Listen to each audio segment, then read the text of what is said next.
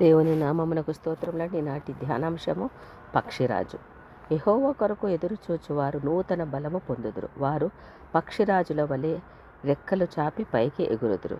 అలేక పరిగెత్తుదురు, సొమ్మసిల్లక నడిచిపోవుదురు. యెషయా గ్రంథము 40:31 పరిశుద్ధ బైబిల్ గ్రంథంలో పక్షిరాజుకు పెద్ద గ్రద్ద అని, బోరువ గద్ద, పిల్లి గద్ద, తెల్ల గద్ద అని పేర్లు వ్రాయబడ్డాయండి. ఇది ఒక అపవిత్ర పక్షిగా ఎంచబడి తినకూడనిది అని లేవి గ్రంథము 4:13 అదేవిధంగా ద్వితీయోపదేశకాండ 14:12 చెప్పబడిందండి. అన్ని అపవిత్రతలను తన పవిత్ర రక్తంతో శుద్ధీకరించే మన దేవుని దృష్టికి ఏది నిషిద్ధం కాదు కదా అని అపోస్తల కార్యములు 10:11-15 పేతురు యొక్క దుప్పటి దర్శనము మనకి తెలియజేసిందండి. అందువలననే మనకు ఈ వాగ్దానము అనుగ్రహింపబడినది. ఏమనగా యెహోవా కొరకు ఎదురు చూచుట అనే షరతుతో కూడిన వాగ్దానం ఇది. అలా ఎదురుచూచువారు అందుకనే 4 దీవెనలు వెనువెంటనే పొందుపరచబడ్డాయి పైన పేర్కొన్న వాక్యం ప్రకారము. దైవవాక్యంలో పక్షిరాజు గూర్చి ప్రస్తావనలు ఒకంత మనం పరిశీలించగలిగితే, మొదటిగా ద్వితీయోపదేశకాండం 32:11 ప్రకారము పక్షిరాజు తన గూడు రేపి తన పిల్లల పైని అల్లాడుచు రెక్కలు చాపుకొని వాటిని పట్టుకొని తన రెక్కల మీద వాటిని మోయినట్లు యెహోవా వానిని నడిపించెను. తన పసిపిల్లలకు ఎగరడం నేర్పించడానికి పక్షిరాజు చేసే పనులు ఇవ్వండి. ఆ పిల్లలు తల్లి కదలికలు, సూచనలను గమనించకపోతే అవి ఆకాశం నుండి ఏ బండ మీదనో సముద్రంలోనో పడి మరణించడం తథ్యం. అందుకే తల్లి మాట విని అనుసరించాలి అంటారు పెద్దవారు కూడా. ప్రభు మనతో మాట్లాడుతున్నారు. ఏమనగా, పిల్లలారా, మీరు వచ్చిన ఆ మాట వినుడు. యెహోవా యందు భయభక్తులు మీకు నేర్పెదను. మేలు నొందుచు అనేక దినములు బ్రతుకు గోరువాడు ఎవడైనా కలడా?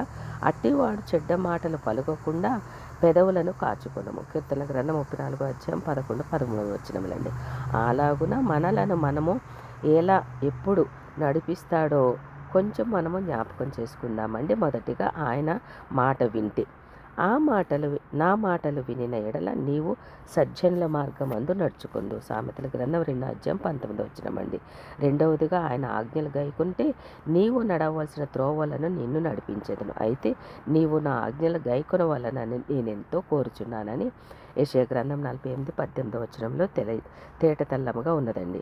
మూడవదిగా దీన మనస్సు. దేవుడు తగిన కాలమందు మిమ్మును హెచ్చించినట్లు ఆయన బలిష్టమైన చేతుల క్రింద దీన మనస్కులై ఉండుడి అని పేతురు రాసిన మొదటి పత్రిక 5:6 వెల్లడిస్తున్నారండి.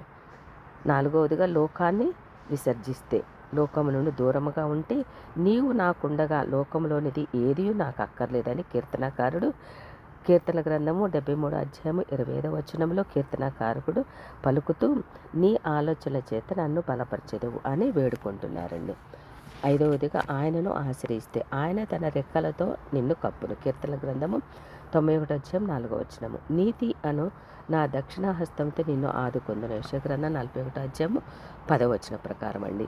మనము ఆకాశంలో ఉండిన, పాతాళంలో దాగిన, సముద్ర దిగంతములలో చేరిన దేవుని కుడి చేయి మనలను కప్పి కాపాడుతుందని కీర్తన గ్రంథం 139:7 మనకి బోధిస్తుందండి. ఆయన తన దూతల ద్వారా నిన్ను, నన్ను, మనలను వారి చేతుల మీద ఎత్తి పట్టుకొని రాయి తగలకుండా కాపాడుతానని ఆయన మనకి వాగ్దానం ఇచ్చారండి. కీర్తన గ్రంథం 91:11-12 అభయముగా మన ప్రభువు ఆ పక్షిరాజు కంటే అత్యధికంగా తన రెక్కలతో మనలను క్షణక్షణము రెప్పపాటు వరకు కూడా మనల్ని ఆదుకుంటూనే ఉన్నారు. కాబట్టి మనం ఇంకా జీవించగలుగుతున్నాము. ఆయన మన భారములు, మన కష్టములు అన్నీ కూడా ఆయనే మోస్తున్నారు కదండి.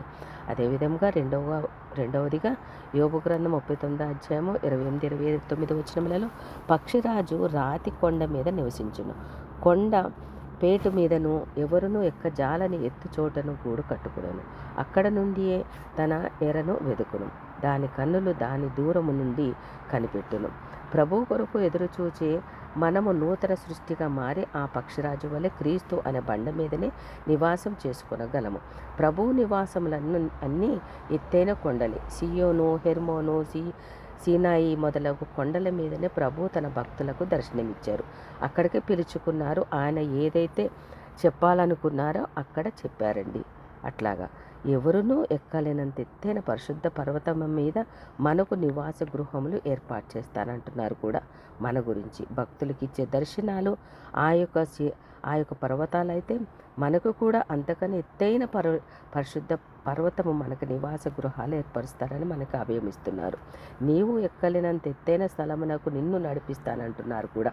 మరి అట్టి పరిశుద్ధ పర్వతమునకు ఎక్కాలంటే తగిన అర్హతలు ఏమిటంటే కీర్తనల గ్రంథం 15వ అధ్యాయంలో చెప్పబడినట్లుగా కీర్తనలు 24వ అధ్యాయం 3-4 వచనములలో వ్యర్థమైన వాటిని విడిచిపెట్టాలని, నిర్దోషమైన చేతులు శుద్ధ హృదయం తప్పనిసరిగా ఉంటేనే మనకు ఆ అర్హత ఆధిక్యత మనం పొందుకోగలమని, అట్టి అర్హత మనకు ఉన్నదా లేదా అని గమనించుకొని మనము కూడా దేవుడు చెప్పిన వాక్యముల ద్వారా మనం ఆచరించగలిగి ఆయన ఏమైతే వ్యర్థమైన వాటిని విడిచిపెట్టమంటున్నారో, ఏవైతే ఇష్టం కానీ దూరంగా ఉండమంటున్నారో అట్టి రీతిగా దేవుని సన్నిధానంలో ఎక్కువగా మనము ధ్యానించగలిగి ఉండగలిగి ప్రార్థన చేయగలిగితే ఆయన యొక్క ఎత్తైన స్థలంలో మనకి కూడా నివాసంలో సిద్ధపరుస్తానని వాగ్దానం ఇస్తున్నారండి.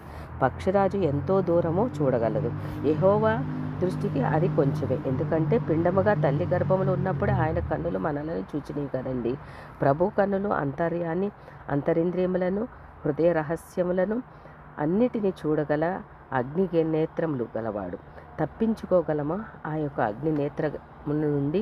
ఆ కన్నులు తీక్షత నుండి పక్షిరాజును ఇక పరికిస్తే అది దూరం నుండి తన ఎరను గుర్తించగలుగుతుంది. కోడి పిల్లలు పక్షి పిల్లలు మాత్రమే కాదు, దాని ఆహారం సాతాను ప్రతిరూపమైన సర్పము కూడా దాని బలమైన కాళ్ళు వాటి గోళ్ళు సర్పాన్ని బట్టి సంధించి కొండ కొమ్మున పెట్టుకొని తింటుంది.